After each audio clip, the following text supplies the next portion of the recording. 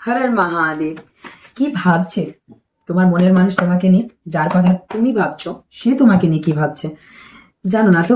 তো চলো আমি দেখে নিই তোমার মনের মানুষ তোমাকে নিয়ে কি ভাবছে। তুমি শুধু আমার সাথে এনার্জিটা এক্সচেঞ্জ করে নাও লাইক করে, অ্যান্ড তার সাথে সাথে শুনে নাও যে তোমার পার্সন তোমার সাথে নিউ জার্নি স্টার্ট করতে চাইছে।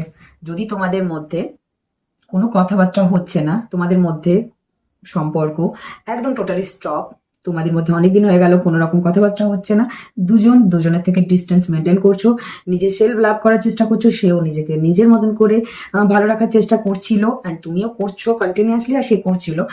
কিন্তু সেলফ লাভ হোক ইয়া অন্য কেউ যদি থার্ড পার্টি এন্ট্রি নেয় তোমাদের দুজনের মাঝখানে, কিন্তু তারপরেও গিয়ে তার মনে হচ্ছে যে না, যাই হয়ে যাক না কেন, তুমি একজন বেস্ট পার্টনার, যে কোনোদিন ওকে জাজ করো না, যে কখনো কোনো কিছু নিয়ে বেশি ডিসিপ্লিন, রুল রেগুলেশন এইসব জিনিসগুলো না। তুমি প্রচণ্ড একজন ইনোসেন্ট অ্যান্ড বাচ্চার মতন একটা মানুষ।